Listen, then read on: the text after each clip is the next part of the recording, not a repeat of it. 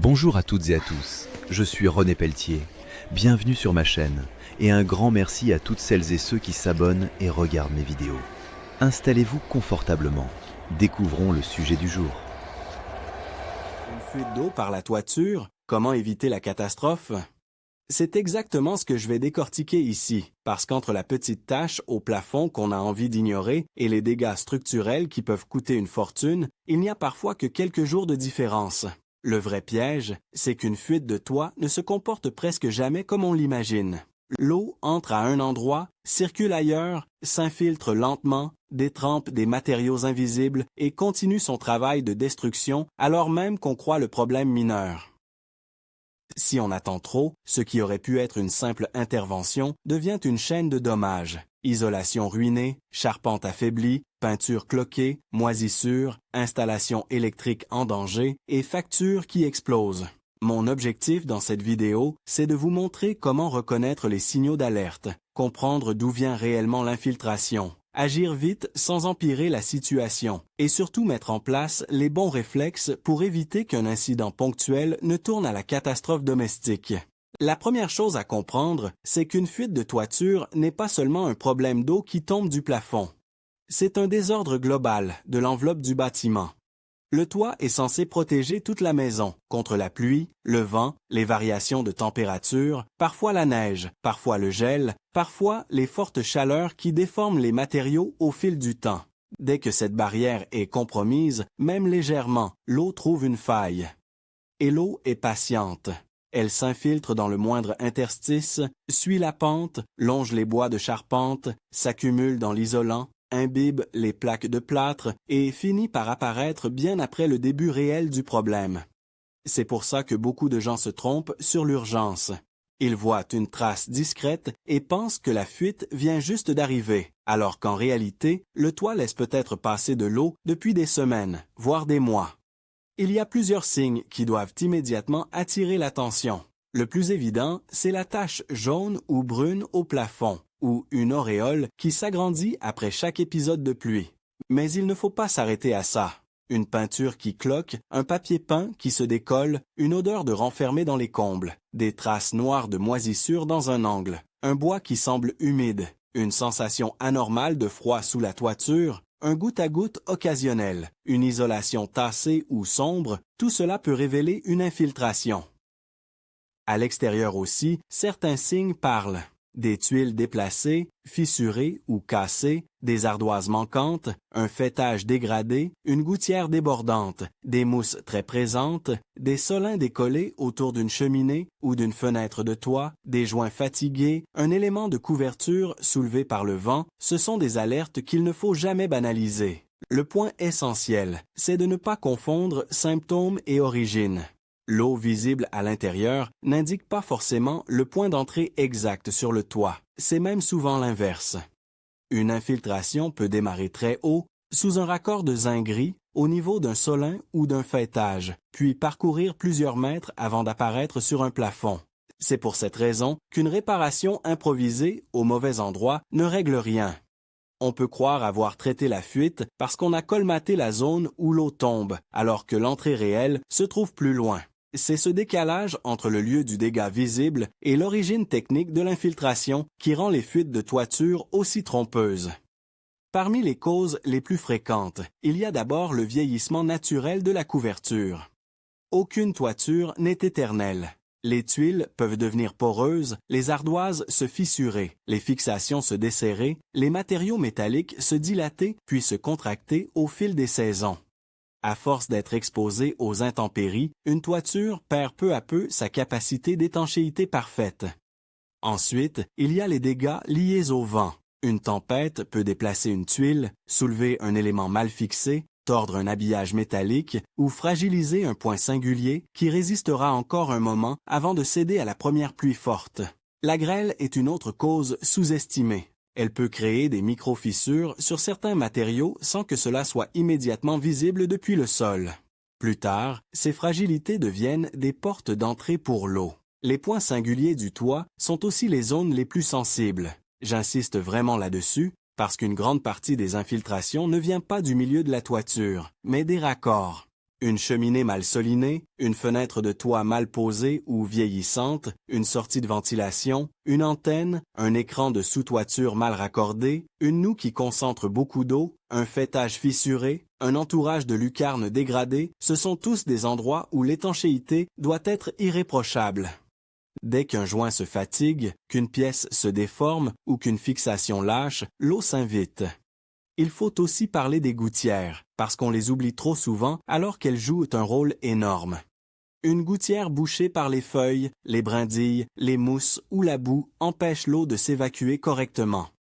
Résultat, elle déborde, ruisselle là où elle ne devrait pas, humidifie les rives, les déborde de toit, les murs et peut favoriser des infiltrations. De la même manière, une descente obstruée, une pente insuffisante, un raccord percé ou un chéneau encrassé peuvent faire remonter le risque très rapidement. Ce n'est pas forcément la toiture elle-même qui est défaillante au départ, mais son système d'évacuation.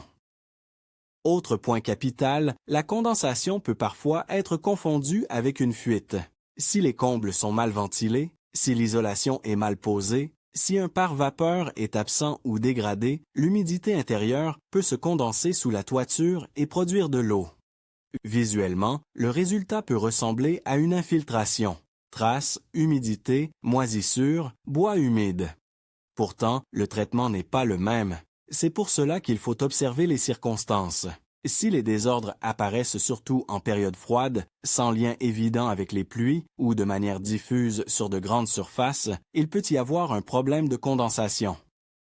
Mais attention, dans bien des cas, fuite et condensation se cumulent. Une toiture qui laisse entrer l'eau et des combles mal ventilés forment un duo redoutable. Quand on découvre une fuite, la priorité absolue, c'est de limiter les dégâts immédiatement. Il faut protéger l'intérieur sans attendre d'avoir posé un diagnostic parfait. Si l'eau goutte, je place un récipient, je déplace les meubles, je retire les objets de valeur, je protège le sol et, si nécessaire, je perce très prudemment une petite poche d'eau dans un plafond tendu ou gonflé, uniquement pour éviter un effondrement local plus important. Si l'eau s'est approchée de luminaires, de prises ou d'éléments électriques, je considère la situation comme potentiellement dangereuse. L'eau et l'électricité ne pardonnent pas. Dans ce cas, la mise en sécurité électrique peut être indispensable. Beaucoup de gens se concentrent sur le toit et oublient qu'un court-circuit ou une humidification des gaines peut créer un risque bien plus grave encore. Ensuite, il faut tenter de documenter le problème. Je prends des photos des traces intérieures, des gouttes, des zones humides et, si c'est possible sans danger, des éléments extérieurs visiblement abîmés. Cette documentation est utile pour comprendre l'évolution de la fuite, pour échanger avec un professionnel et, le cas échéant, pour les démarches d'assurance. Plus on attend, plus les traces se modifient, plus il devient difficile de dater ou d'expliquer correctement ce qui s'est passé. Garder une trace visuelle claire peut faire gagner beaucoup de temps. En revanche, il y a des erreurs qu'il faut absolument éviter. La première, c'est monter sur le toit dans la précipitation, surtout par temps de pluie, de vent ou avec une couverture glissante. Un toit humide est extrêmement dangereux. Une tuile peut casser sous le pied, une mousse peut faire déraper, une pente modérée peut suffire à provoquer une chute grave. La deuxième erreur, c'est croire qu'un produit miracle appliqué rapidement va résoudre le problème durablement. Les colmatages d'urgence peuvent parfois dépanner, mais ils ne remplacent pas une vraie réparation. La troisième erreur, c'est remettre à plus tard. Beaucoup de catastrophes arrivent parce qu'on a voulu attendre la fin de la semaine, le retour du beau temps, le prochain mois ou un devis plus tard. Pendant ce temps, l'eau continue d'imbiber les matériaux. Pour localiser une fuite de manière intelligente, il faut raisonner méthodiquement. Je commence toujours par me demander quand l'eau apparaît. Est-ce uniquement quand il pleut fort? Est-ce quand le vent pousse la pluie dans une direction particulière? Est-ce après une longue pluie continue? Est-ce en période de fonte de neige? Est-ce même sans pluie, ce qui ferait penser à de la condensation? Ensuite, j'observe où les traces se situent dans la maison. Et si elles correspondent à la pente du toit, à un conduit, à une fenêtre de toit, à une rive, à un faîtage ou à une jonction particulière. Dans les combles, si l'accès est possible et sécurisé, je cherche des bois noircis, des gouttelettes, des traces de ruissellement, de l'isolant humide ou tassé, des auréoles sur l'écran sous toiture s'il existe. Le but n'est pas de jouer au couvreur, mais de comprendre la logique du problème. Il faut savoir que certains dégâts sont invisibles au début, mais redoutables à moyen terme. L'isolant, par exemple, peut absorber l'eau et perdre une grande partie de son efficacité thermique. Cela signifie plus de déperdition de chaleur, plus de dépenses d'énergie et une sensation de confort dégradée. Le bois de charpente, s'il reste humide de manière répétée, peut se déformer, se fragiliser et favoriser le développement de champignons lignivores. Les plaques de plâtre peuvent se gorger d'eau, perdre leur résistance et finir par se déformer ou s'effondrer localement. Les moisissures, elles, ne sont pas seulement inesthétiques, elles altèrent la qualité de l'air intérieur et peuvent devenir un vrai sujet de santé dans les pièces concernées. Une fuite négligée peut donc coûter beaucoup plus cher que la réparation initiale du toit. Ce qui est trompeur, c'est que l'infiltration semble souvent lente et supportable au début. On se dit que quelques gouttes, une petite tache, ce n'est pas dramatique. En réalité, l'eau travaille en profondeur. Le budget n'augmente pas seulement à cause de la couverture à réparer, mais à cause de tout ce qu'il faudra ensuite refaire à l'intérieur. Peinture, plafond, isolation, parquet, électricité, meubles abîmés, traitement des moisissures, parfois même une partie de la charpente. Éviter la catastrophe, c'est justement comprendre cette logique cumulative avant qu'elle n'explose. Quand l'origine est identifiée, la nature des réparations dépend du problème réel. Parfois, il suffit de remplacer quelques tuiles cassées ou déplacées. Parfois, il faut reprendre un solin, refaire une étanchéité autour d'une cheminée, corriger un raccord de fenêtre de toit, réparer une noue, remettre en état un faîtage ou nettoyer puis ajuster le système d'évacuation des eaux pluviales. Dans d'autres cas, le problème est plus profond. Écran sous toiture déchirée, litho dégradé, support humide, défauts anciens de pose, vieillissement généralisé. Là, une simple rustine ne suffit pas. La qualité d'une réparation se joue dans sa capacité à traiter la cause, pas seulement la conséquence visible. J'insiste aussi sur l'importance de ne pas se focaliser uniquement sur l'épisode de fuite. Une toiture qui a déjà laissé passer l'eau doit être examinée dans son ensemble. Si une tuile a cassé, pourquoi? Usure normale, choc, défaut de fixation, mouvement de la couverture, entretien insuffisant. Si un solin a lâché, est-ce un problème isolé ou un signe que plusieurs raccords arrivent en fin de vie? Si les gouttières débordent, est-ce un oubli ponctuel de nettoyage ou un défaut récurrent de dimensionnement ou de pente? Cette approche globale est essentielle pour ne pas réparer au coup par coup en laissant un autre point faible prêt à céder. Pour éviter la catastrophe sur le long terme, l'entretien régulier est la meilleure stratégie. Une toiture n'a pas besoin d'être touchée sans raison, mais elle doit être surveillée.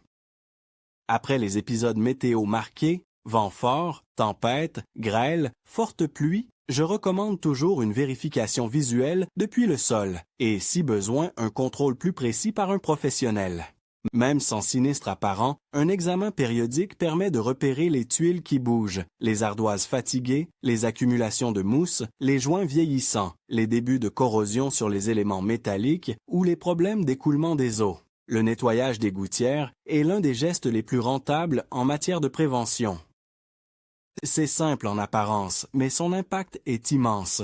Une évacuation libre réduit le débordement, limite l'humidification périphérique et empêche l'eau de stagner dans des zones sensibles. Dans les environnements arborés, il faut être particulièrement vigilant parce que les feuilles s'accumulent vite, surtout à l'automne. Les mousses, elles aussi, méritent de l'attention. Leur présence en surface ne signifie pas automatiquement fuite, mais elles retiennent l'humidité, freinent l'écoulement, peuvent soulever légèrement certains éléments et accélérer l'usure de la couverture.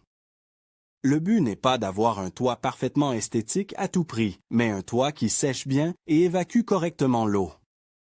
La ventilation de la toiture et des combles est un autre levier majeur de prévention.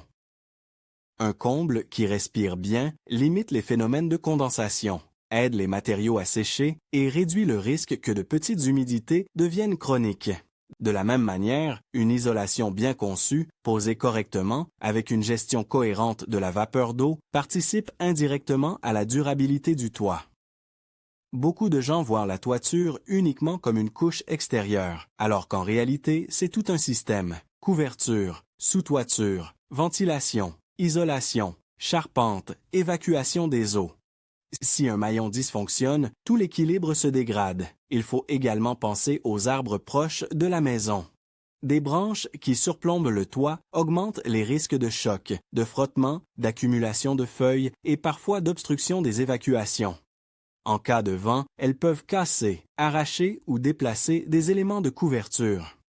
Garder une distance raisonnable entre la végétation et le toit est une mesure simple mais très efficace pour limiter les incidents.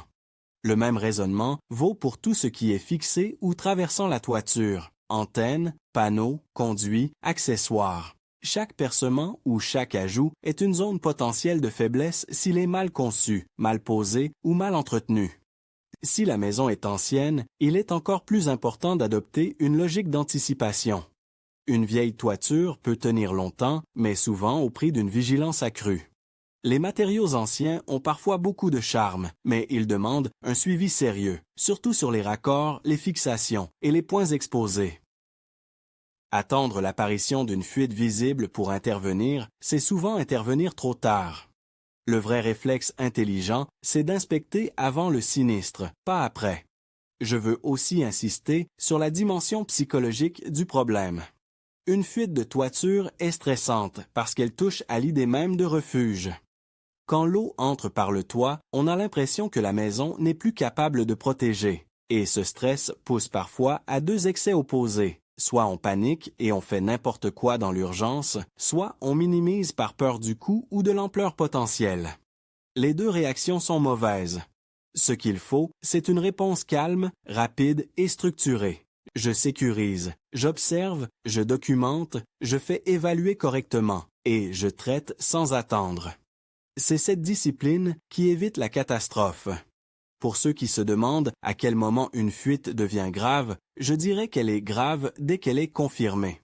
Pas forcément grave au sens d'un effondrement imminent, mais grave au sens où elle nécessite une réaction immédiate. Une fuite n'est jamais un problème qui s'améliore tout seul. Même si la pluie s'arrête, les matériaux imbibés restent humides, la dégradation interne continue et la prochaine averse remet tout en route. Le degré d'urgence pratique dépend du débit d'eau, de la zone touchée, de la proximité avec l'électricité et de l'étendue des dommages, mais le principe de base reste le même. On ne laisse pas traîner. Il est aussi utile de distinguer l'urgence provisoire de la réparation durable. En pleine intempérie, on peut avoir besoin d'une mise hors d'eau temporaire pour stopper l'entrée d'eau au plus vite. C'est une mesure de sauvegarde, pas la fin du problème. Ensuite, une intervention complète doit reprendre le défaut à sa source et vérifier les dommages annexes. Beaucoup d'erreurs viennent du fait qu'on confond la stabilisation et la résolution. Le fait que l'eau ne goutte plus aujourd'hui ne signifie pas que le toit est sain pour les mois à venir. Pour éviter qu'un petit problème ne se transforme en rénovation lourde, il faut aussi vérifier l'intérieur après la fuite, même si la réparation extérieure semble faite. Je surveille l'évolution des taches, le séchage des matériaux, l'apparition éventuelle d'odeurs, le comportement du plafond, l'état de l'isolant si on peut le contrôler. Parfois, la fuite est stoppée, mais l'humidité piégée reste présente et demande un traitement ou un remplacement de certains matériaux. Là encore, la catastrophe est souvent évitée par le suivi, pas seulement par l'intervention ponctuelle. En résumé, éviter la catastrophe face à une fuite d'eau par la toiture, ce n'est pas connaître une astuce magique, c'est adopter la bonne logique au bon moment. Je dois comprendre qu'une fuite de toit est presque toujours plus sérieuse qu'elle n'en a l'air au premier regard. Je dois repérer les signes faibles avant qu'ils ne deviennent des dégâts visibles. Je dois agir immédiatement pour protéger l'intérieur et sécuriser les zones sensibles. Je dois éviter les bricolages hasardeux et les diagnostics trop rapides. Je dois raisonner en système en tenant compte de la couverture, des raccords, de l'évacuation des eaux, de la ventilation et de l'état général du toit. Et surtout, je dois considérer l'entretien comme une prévention active, pas comme une option secondaire. Un toit ne demande pas qu'on s'en occupe tous les jours, mais il exige qu'on ne l'oublie jamais. C'est cette attention régulière qui fait la différence entre une maison protégée et une maison qui découvre trop tard qu'une simple infiltration a eu le temps de devenir un désastre.